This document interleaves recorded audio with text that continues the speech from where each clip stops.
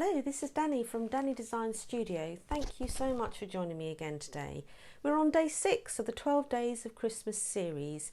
And if these videos are something you like and would like to see more, then please like and subscribe by pressing the subscribe button at the right hand side of the screen. And then you'll be sent notifications of when I upload so you don't miss anything. So today we're going to be making this little Christmas treats box, and I just love this little gold tinsel. I had to use it, little gold trim, and it's just like tinsel and it's so cute. So this is using the Most Wonderful Time product medley, and I'm using also the celebration dies, which I'll show you which one it is. One of these fits perfectly on the top of these, on top of this box. So inside, I'll just show you inside, you get quite a lot of room, and you can fill lots of treats with it, or it's a nice little stocking filler.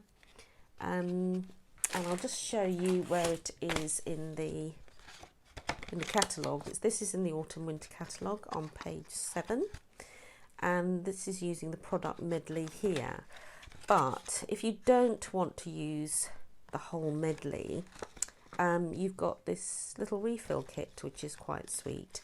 Now with the refill kit, it comes with lots of sheets of DSP, 48 sheets of DSP. It comes with all these lovely sheets of DSP, aren't they gorgeous, with the lovely gold trim, these die cuts, these little gold foil card fronts, which have got all different patterns, and I'm going to use one of these, and these little stars as well. I'm going to use those. The refill kit does not come with the tinsel trim and the die cuts and stamps, so you could use whatever you've got in your little stash, and I'm sure we've got loads of stamp sets, Christmas stamp sets and things that you could use. So let's get started on this little box. Right, so I'm going to use a paper. I'm going to use two 6x6. Now what I've done is actually joined them together. So if you get your trimmer, I just have to lean across, get my trimmer and find the 1/2 inch mark, and then I've just going to score it a little bit just as a guide, because this is going to become an 11.5 by 6 piece of card. Now obviously I've got a directional paper on purpose here to show you, so you obviously want it all going in the same direction, and then put a little bit of, I've got Stampin' Seal Plus, but you can use whatever glue you like, and then just line it up. You don't really see it very well. And then what we need to do is do some scoring. So get your Simply Scored tool with the long side at the, oh, I've lost my little scoring tool. It's right over there. The long side at the top. The measurements are 3 3/4, 3 3/4, 5 1/2, 9 1/4, and 11. Now if you've got a directional piece of a pattern, then this is your base. It needs to be scored on the left hand side with your direction going that way. So then you're scoring at 1 3/4. So there we go, finished with that for the moment. And then I'm going to cut up this little triangle bit, because this is my tab bit and I don't need that, so that's the glue part. Then I'm going to cut up to the first score line on all of these. Don't need that. And again with that one. Then I'm going to burnish all of these score lines that I've made.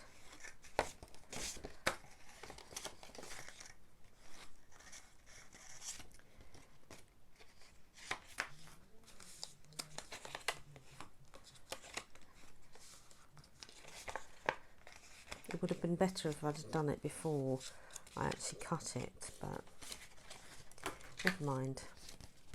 So then I'm just going to glue this little tab bit here. I'm using the Stamp and Seal Plus just for speed, but I've normally used the Tear and Tape because I quite like the Tear and Tape. I think Tear and Tape is really good for 3D projects. It's lovely and strong and I use that a lot, but just for speed, while I'm showing you, it's easier to just use the Tear and the Stamp and Seal. So then I'm gonna fold those bits in and glue the bottom bit, and it's best if just lay that base down there. I'll use your scoring tool, make sure it's glued together so you're ending up with a little rectangular box. So your little seal is at the back, and I'm just going to pinch those in, fold it down slightly, just so that that's how it's eventually going to be. Now I'll put that to one side for the moment. Now with the die, these little celebration label dies, you've got a load of dies which are, I love these dies, they do make good little tops for boxes, or just sentiments, put sentiments on a card even. The smallest one is quite good for that, but this one, which is the,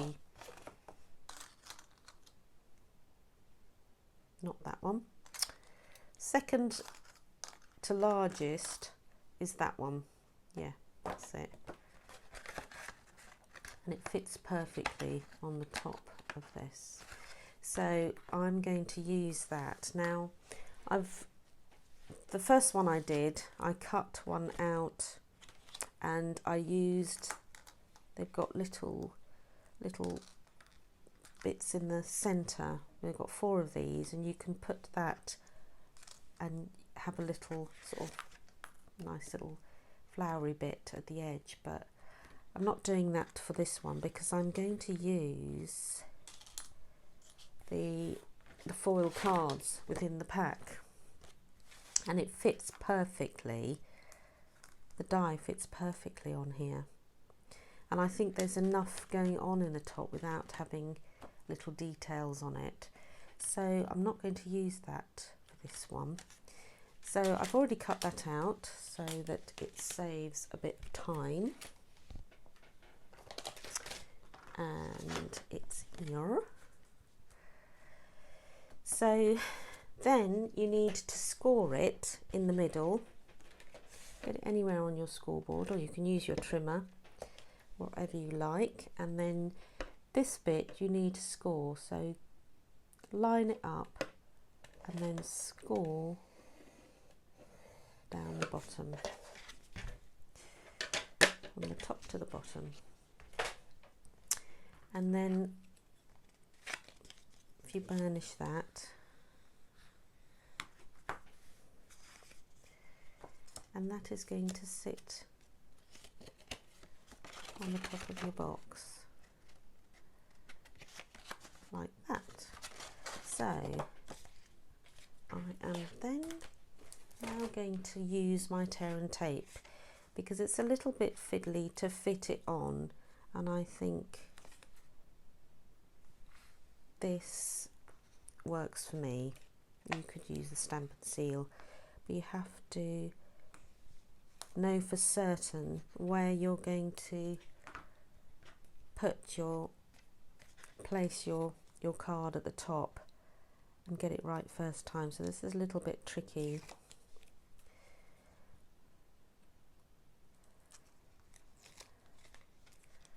Sometimes if you go over with your tear and tape, you can just fold it back in. So then what I do is, to get this on the top, I put it like that so that the back is there. I then line it up, make sure I've got my front and my back. So that is my front, and I'm going to line it up with the top right in the middle. So get it as near to the die as possible, and then just press down. And then once you're happy, use your bone folder, press it in, and then it's all stuck. And you've got a nice little closure there. To close it properly, you're going to use your little trim, but I am going to just put something on the lid. So I've got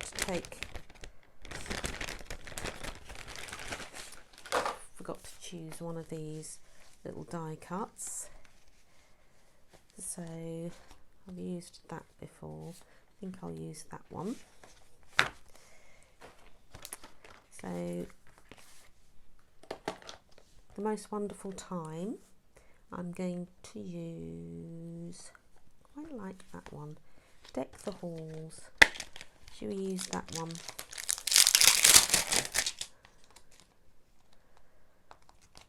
That Deck the Halls? Yeah, quite like the swirly writing with that. So mount that on my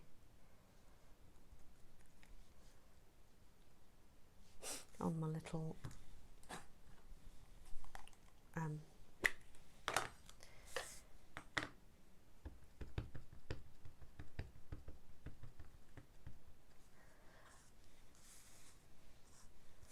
then I'm going to put this to, well, as to one side as I can, but I can't really.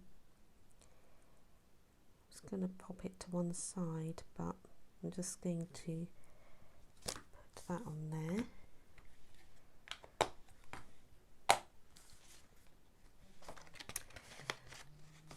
And then this is a sticky back. So you can just stick it on like that. The thing is, I do want a little one of these little deer to go on it, so I'm going to stick it to one side.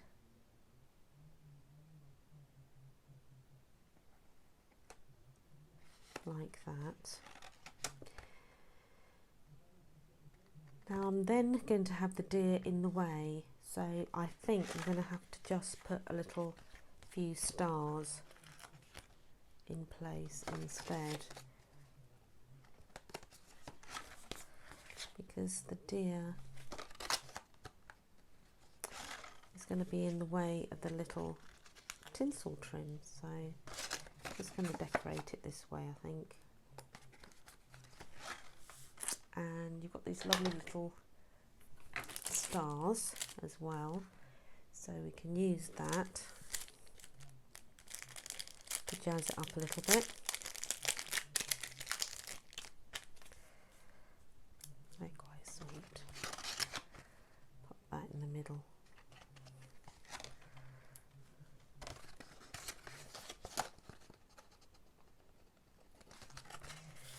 And then your closure really is your tinsel little trim, or any other sort of ribbon that you want. I think it's quite sweet. Something different to have a little tinsel trim.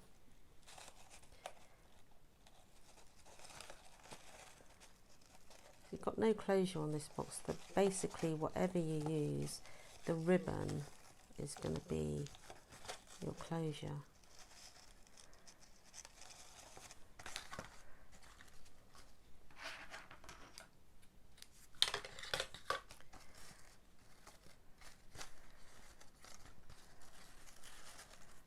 Golden green.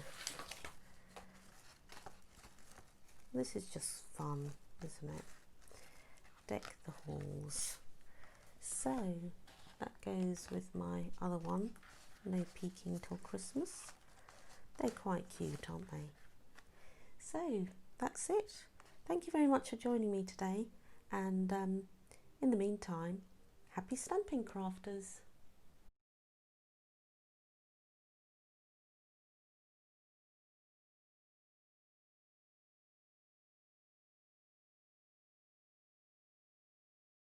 If you like this video, please click the like button below, and please subscribe and select the bell icon to all to receive notifications of when I upload.